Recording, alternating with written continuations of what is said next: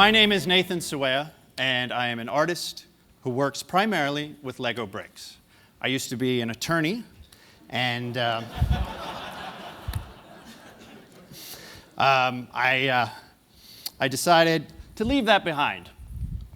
So this kind of sums up my life, looking at myself in Lego. Now, I should say before I get started, I give this talk mainly to rooms full of 9-year-olds, so try and keep up. How did I get to where I am? I had very accommodating parents. They let me have a 36-square-foot Lego city in our living room. It was behind the couch, so you didn't necessarily see it when you walked into the room, but it made for a good conversation piece. And as I grew up, when I was about 10, 11 years old, I thought, I want a dog. So I asked my parents, can I get a dog? And they said, no, you cannot get a dog. So what did I do? I tore down my Lego city, and I built myself a life-size Lego dog. It was very rectangular, boxy, so I called it a boxer. And that was my first aha moment. This toy can be used for more than just building cars and trucks, for building buildings. You can create all sorts of things with it. So I'm going to pepper my talk here with shots of different artwork I've done over the years. Sometimes it'll correlate to what I'm saying, and sometimes not. So as I grew up, high school, yes, I still had Lego bricks. Got to college, yes, I still had Lego. It was tucked under my dorm room. My roommates never knew it was there, but I had Lego in my life because it was my creative outlet.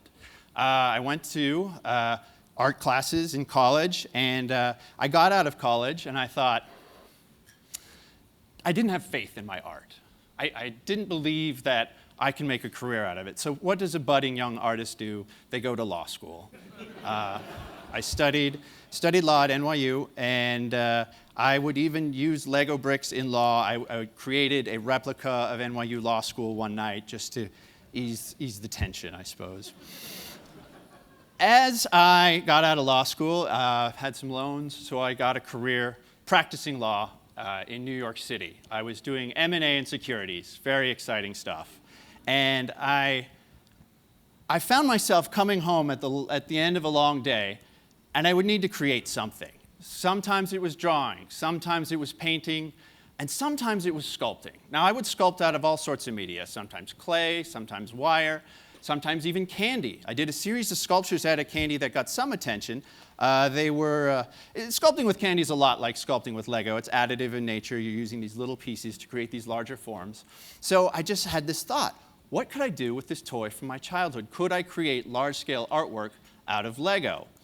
And I did some large-scale pieces. Friends and family encouraged me to do more. And I put a website together, brickartist.com. And wouldn't you know it, people started commissioning pieces from all over the world. And I realized there was something there. So as I was an attorney during the day, I would come home and work hours at night creating artwork of all sorts for all people all over the world. It was the day my website crashed from too many hits that I realized, okay, there's something to this. So I left the law firm behind, and I went to play with bricks full time. Now, as you can imagine, that got an interesting reaction from folks. Friends and family, very encouraging. Colleagues, jealous. Bosses, confused. I remember taking the walk. My office the law firm was at the MetLife building in New York City. I had to go up to the 42nd floor and take the long walk to the corner office to tell my boss that I'm leaving the law firm to go play with toys.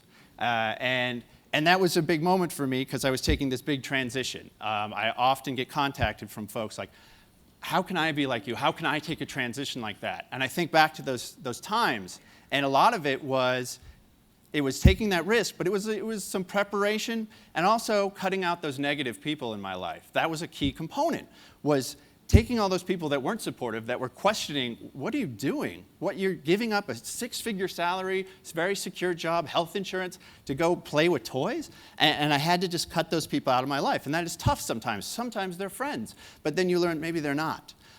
So I cut those people out, and I made that leap to becoming someone who plays with toys all day. But it worked out because I've created sculptures now for folks from all continents. And I'm going to talk a little bit about my process. I do glue my pieces together. I found that out because galleries, fine art galleries, do get very grumpy when they open a crate and there's a bunch of loose bricks inside. So it's good to include a note that says some assembly required. And so I do glue everything together as I ship them around the world. And I've done a variety of pieces. This piece has become a little bit iconic. This is called Yellow. It's actually here out in the hallway. And it has become a bit of pop culture because I have seen it on the covers of jackets, book jackets. I've seen it on album covers. I've seen it on T-shirts. I've seen it actually on a fashion line's jackets. Some of this was done with my permission and some without. You remember I was a lawyer, so it all worked out in the end. As an artist, I like to eat. So I take on commissions from time to time. And this was a very special commission. This is a replica of the Iwo Jima Memorial. And I was asked to do this for the National Marine Corps Museum in Quantico. And this was a great opportunity for me because what we were doing was not just creating art out of a toy, we were teaching kids about history through this medium they were familiar with. And that would resonate as I started my own exhibitions. Now, I have taken on some interesting commissions over the years. This is a replica of the New York Public Library's famous two lions. This is one. I believe the two lions are Patience and Fortitude. I believe this is called Patience. And as the library celebrated its 100th anniversary this past year, I was commissioned to create both the lions for the library, which we debuted in front of the library exactly 100 years to the day that the actual marble statues were unveiled. So that was a very special commission. And again, started to resonate with kids, teaching them a little bit about history. Now, some of my commissions are very random because one of the perks in my job is that I get emails every day from folks all over the world asking for the craziest things.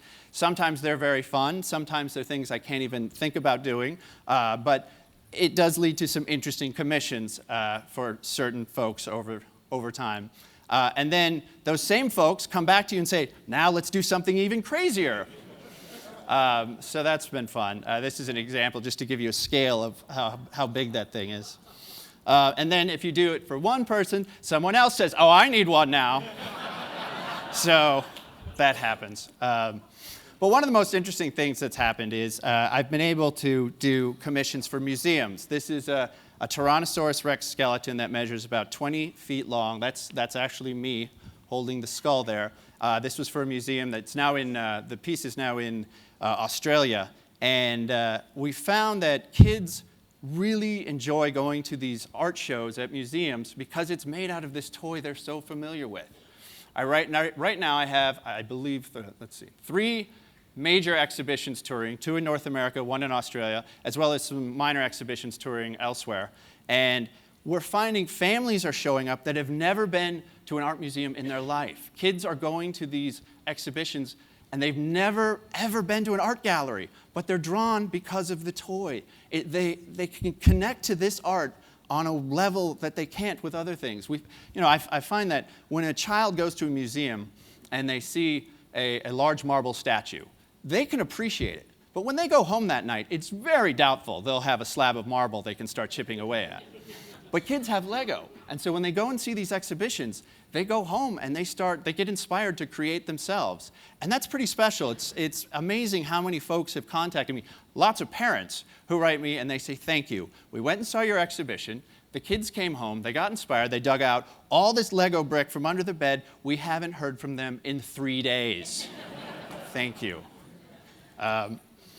So that's pretty special. And what I'm seeing here is a lot of my museums now that I've partnered with are working with the local schools, and we're really teaching kids about art, exposing them to the art world in a way that is unique, especially in nowadays when arts programs are getting cut from curriculum. It's very nice to see kids still exposed to the art world.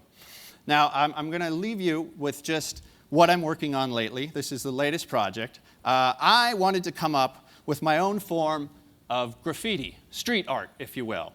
And so I came up with this little guy. I call him Hug Man. And that's because he will hug different things, park benches, signposts, whatever. And I've put him in hundreds of places all over New York City as just kind of my thing to brighten people's day. They're fun, people stop, they stop and take pictures of them. It's New York City, so they last a good hour before they're gone. But they have been a popular item. And I will leave you with this. It happened. You should have seen the guy when he came out. He was not happy. I'll leave you this. People often ask me, did you do the right thing? Did you make the right choice? And with all deference and respect to Justice O'Connor, who was here this morning, the worst day as an artist is still better than the best day as a lawyer. Thank you very much. Thank you.